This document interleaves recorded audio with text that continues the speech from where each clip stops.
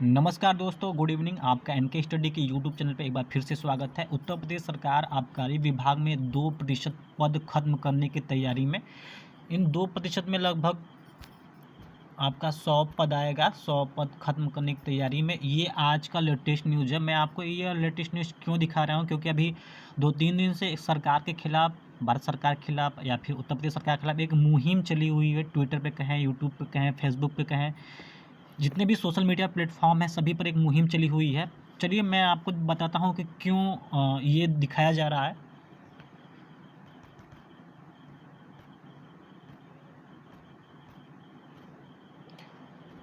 तो दोस्तों, दाना मोर खाया किसने देखा, एक कहावत थी कि जंगल में मोर नाचा किसने देखा।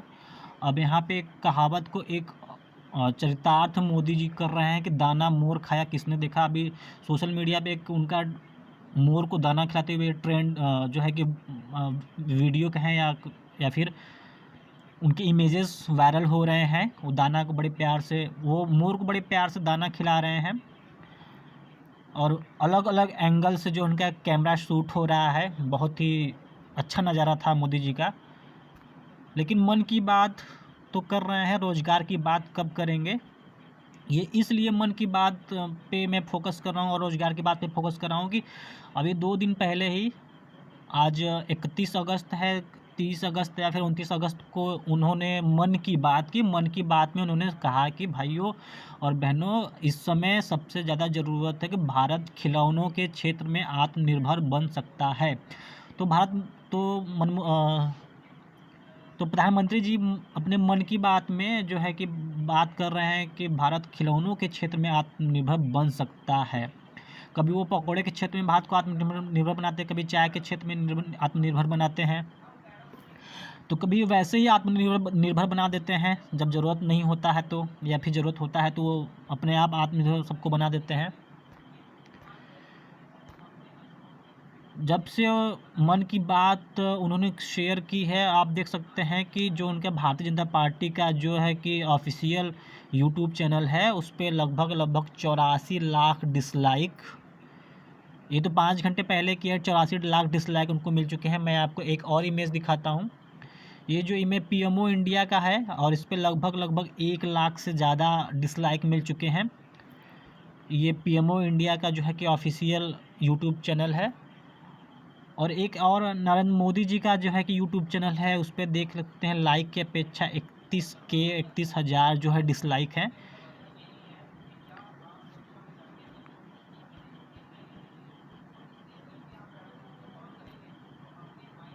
तो मन की बात तो कर रहे हैं लेकिन रोजगार की बात नहीं कर रहे हैं। तो दोस्तों, जो मुहिम चली है speak up for SSC railway students, उन्होंने 2-3 दिन से सभी ने, स्टूडेंट हो, यूट्यूब जो बनाने वाले चैनल्स हो, चाहे वो जो पढ़ाई के क्षेत्र में जो बात करते हैं, उन सभी ने, लोग ने मिल के जो है speak up for SSC railways student के नाम से एक मुहिम छेड़ रखी है। मन की बात तो कर ली, रोजगार की बात कब करेंगे साहब, हैज़ हल्ला बोल, पूछता है बेरोजगार, आवाज़ दो हम एक हैं। दोस्तों, यहाँ इस समय ज़रूरत है सभी स्टूडेंट्स को या फिर टीचर को एक होके सरकार से सवाल पूछने की। तो उत्तर प्रदेश सरकार आबकारी विभाग में 2% पद खत्म करने की तैयारी है। तो उसके साथ ही साथ, जब दोस्तों मैं आप लोगों को 1 साल पहले ले चलता हूँ, लगभग 1.5 साल पहले जब 2019 के इलेक्शन हुए थे, तो 2019 के इलेक्शन में लगभग 55 करोड़ मतदाताओं ने जो है कि अपने वोट का यूज़ किया था। तो प्रश्न ये बनता है कि अगर 55 करोड़ लोगों की व्यवस्था चुनाव आयोग कर सकता है, भले ही 3-4-7 चरण हुए हों और 1 महीने का, 1.5 महीने का समय लगा हो, लेकिन यहाँ 55 करोड़ जब वोटर्स के लिए जब चुनाव आयोग इसकी व्यवस्था कर सकता है, तो फिर आखिर एग्ज़ाम के लिए उनको वेंडर क्यों नहीं मिल रहे हैं। रेलवे की बात करें तो चुनाव के ठीक पहले मार्च 2019 में, अप्रैल में आपका जो है चुनाव हुआ था और मई में रिजल्ट आया था। तो चुनाव के ठीक पहले रेलवे ने लगभग 90,000 वैकेंसियाँ निकाली थी लॉलीपॉप के रूप में। ग्रुप डी के लिए 90,000 वैकेंसियाँ निकाली थी। एक लॉलीपॉप था, चमकता हुआ लॉलीपॉप, जिसमें लगभग 3.25 करोड़ लोगों ने, जो युवा बेरोजगार हैं, उन्होंने जिसमें अप्लाई किया था। और 500 रुपया लगभग उन्होंने जो है इसका फॉर्म फीस लिया था। अभी 1.5 साल लगभग बीत गए हैं। ऊपर से कोरोना का हवाला देते हुए सरकार जो है कि बहुत ही चुप है। और रेलवेज़ का कहना है कि अभी उनको वेंडर नहीं मिल पा रहा है। वो जो है कि इसका एग्ज़ाम किससे कंडक्ट कराएंगे। रेलवे हो गया, IBPS, SSC, लगातार इनके जो उनके पद है लगातार डिक्रीज़ है, लगातार घट रहे हैं।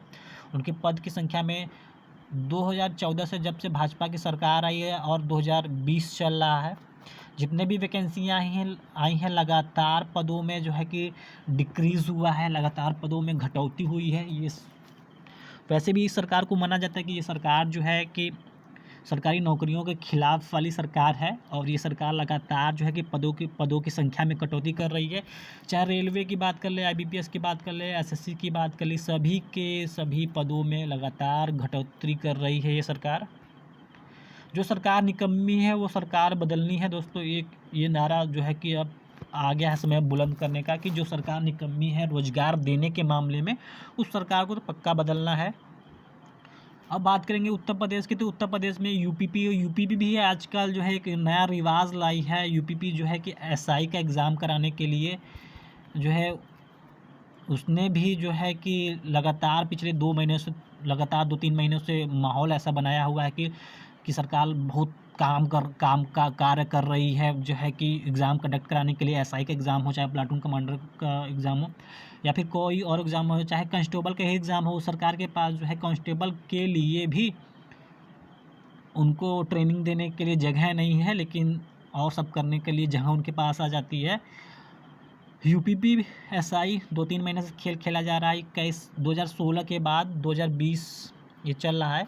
2020 में SI का 4 सालों से लगभग सुना जा रहा है कि SI का जो है कि वैकेंसी आने वाली है, यानी बहुत सालों से आ रही है। सरकार जो है विकास की ओर है। और UPSSC का तो हाल ही पूछिए मत। UPSSC सबसे ज़्यादा कोरोना कहीं है तो UPSSC आयोग में है, उत्तर प्रदेश अधीनस्थ सेवा चयन आयोग में है। UPSSC अब सरकार फटकार दे रही है, नहीं दे रही है, सरकार की बात UPSSC UPP मान रही है, नहीं मान रही है, इसके बारे में तो वो दोनों लोग ही आपस में अच्छे तरह से जानते होंगे। लेकिन UPSSC इसमें सबसे ज़्यादा जो है कि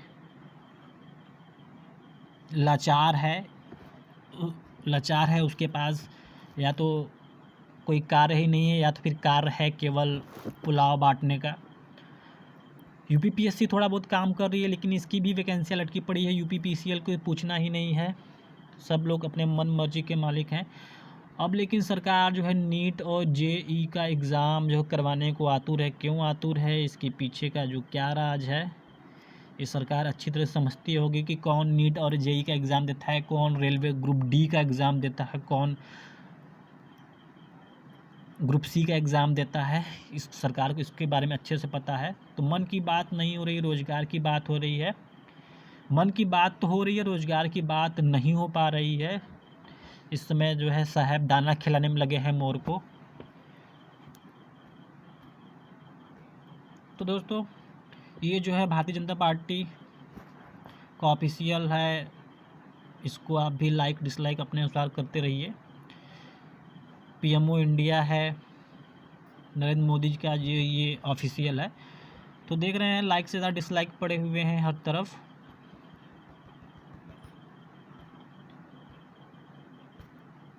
तो speak up for SSC railway students, मन की बात कर ली। अब रोज़गार की बात कब, 2-3 दिनों से जो है कि बहुत ही चर्चा का, जब से मोदी जी ने मोर को दाना खिलाया, जब से मन की बात की, जब से खिलौने बनाने की बात की, तब से जो है कि स्टूडेंट में आक्रोश है। केवल चुनावी स्टंट होता रहा है, चुनावी स्टंट के लिए सब कुछ कर लिया जाता है, तब कोविड-19 नहीं होता है। लेकिन जब एग्ज़ाम कंडक्ट कराने की बात आती है विभिन्न संस्थाओं द्वारा, तो फिर कोविड-19 की बात आ जाती है। तो दोस्तों ये छोटा सा वीडियो था इनके स्टडी की तरफ से। आपको इसको ट्रेंड कराना है किसी भी सोशल मीडिया के किसी भी प्लेटफॉर्म पे, ज़्यादा से ज़्यादा असहयोग आंदोलन एक प्रकार से शुरू करना पड़ेगा। 1919 में असहयोग आंदोलन शुरू हुआ था। अब 101 साल बाद लगता है फिर से असहयोग आंदोलन की ओर भारत की स्टूडेंट को जाना चाहिए। और इसीलिए आवाज़ दो हम एक हैं, पूछता है बेरोजगार, हल्ला बोल has, speak up for SSC railway students. ये आपको ट्रेंड कराना है सोशल मीडिया के विभिन्न प्लेटफॉर्म पे। बने रहिए इनके स्टडी को, दीजिए ढेर सारा प्यार। तब तक मिलते हैं अगले वीडियो में। बहुत बहुत धन्यवाद।